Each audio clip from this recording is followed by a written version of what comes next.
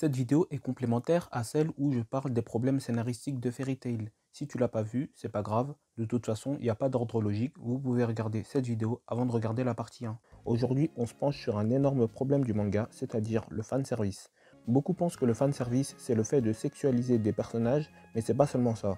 Comme l'indique son nom, le fanservice, c'est le fait de rendre service aux fans, en leur donnant ce qu'ils veulent. Ça peut être toutes sortes de choses, par exemple, les personnages qui meurent jamais parce que sinon les fans sont tristes. Qu'on soit d'accord, Gajil doit mourir, Jubia doit mourir, Lizana doit mourir, ou plutôt Lizana ne doit pas ressusciter. Mashima sait très bien écrire des morts touchantes et marquantes. Le problème, c'est qu'il meurt pas en fait. L'exemple le plus frappant, c'est Makarov à la fin du manga, qui a une mort excellente, mais non, c'était juste un rêve.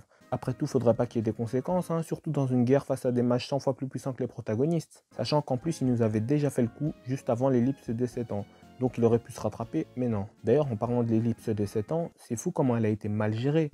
En 7 ans, la seule chose qui a changé, dans l'univers de Fairy Tail, c'est que Roméo, personnage inutile, a grandi et que Biska et Arzak ont eu un enfant. Et l'écart de puissance avec les autres guildes qui se sont entraînés pendant 7 ans, il sera comblé grâce à un power-up sorti de nulle part. En fait, il avait rien à raconter avec cette ellipse. C'est juste là comme ça. Et pour que les fans se disent waouh, trop fort Mafima, il a fait une ellipse de 7 ans, ça coïncide avec la disparition des dragons, le fait vu fait fan septante fêtes.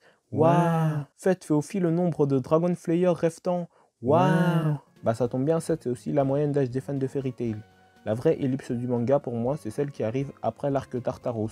En plus, l'anime a eu l'intelligence de placer l'arc Fairy Tail 0 avant de retrouver les personnages principaux un an plus tard. D'ailleurs, pourquoi Natsu n'a pas gardé ce chara-design pour la suite du manga? Franchement, s'il fallait faire du fanservice, c'était à ce moment-là. Maintenant que vous avez compris à peu près ce que c'est le fanservice, on peut continuer avec les personnages qui sont stéréotypés à la mort. Les meufs principales, par exemple, ont toutes un caractère bien différent pour correspondre à tous les fantasmes des lecteurs. On a par exemple la princesse en détresse amoureuse du héros, la meuf à fort caractère, la meuf folle amoureuse et prête à tuer pour son homme, la petite loli, l'alcoolique, etc. Malgré ça, je reconnais que Mashima sait très bien écrire des personnages féminins. Kishimoto devrait prendre exemple. Visuellement, les chara-designs sont très bons. Le fait que presque tous les personnages féminins aient une taille de poitrine exorbitante, perso, je trouve pas que ce soit un problème. Le problème, c'est que la mise en scène fait constamment en sorte que ces personnages se retrouvent à poil. Je parle bien évidemment des fameux vêtements qui se déchirent au max pendant les combats. Même Wendy se fait sexualiser de cette manière et ça, je trouve ça dégueulasse. Je vous mets pas trop d'exemples parce que j'ai pas envie de finir à la brigade des mineurs avec Norman. Oui, mais tu dis que Wendy c'est une enfant, mais elle a plus de 400 ans donc elle est majeure. Elle a un physique d'enfant, une voix d'enfant, des mimiques d'enfant et on la voit grandir au fil du manga. Donc même si elle a 50 000 ans, oui c'est une enfant. Donc va jeter tes figurines et tes posters dégueulasses de Wendy. D'ailleurs ça vaut pour Wendy et aussi pour toutes les autres lolis de soi-disant 3000 ans. Quand j'ai commencé Fairy Tail, beaucoup m'ont dit que le fanservice était insupportable et personnellement, ça me dérangeait pas vraiment. C'était du fanservice de shonen classique. Du moins, c'était le cas avant l'arc de l'île de Tenro. À partir de cet arc, je sais pas quel aphrodisiaque ou booster de libido Mashima a dû boire, mais il s'est lâché.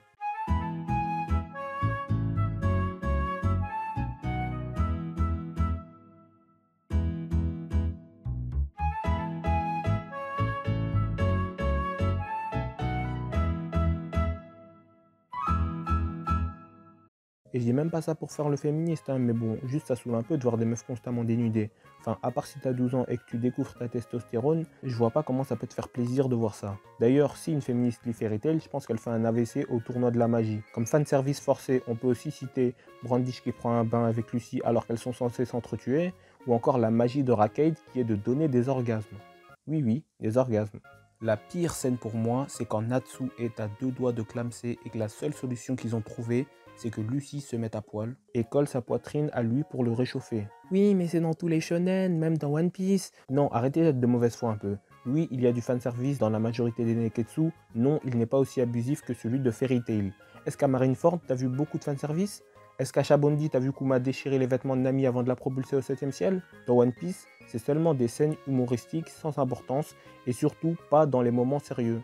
C'est pas comparable à Fairy Tail avec ses combats de bikini. Même la scène du coup de pression de Gildart dont je parle dans la partie 1, il a réussi à nous foutre Lucy et Kana en plein milieu à poil sans raison.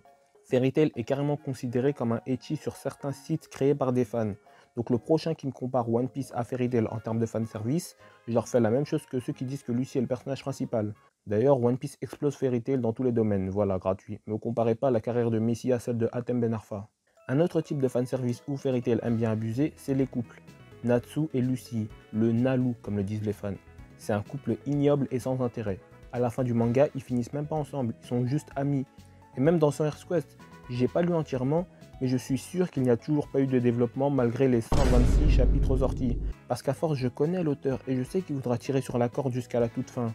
Le fameux « il ne s'en rend pas compte qu'il a des sentiments, mais à la fin du manga, du jour au lendemain, il s'en rend compte et puis basta ». Encore pour Naruto, je peux comprendre, ça passe, vu que c'est un jeune ado.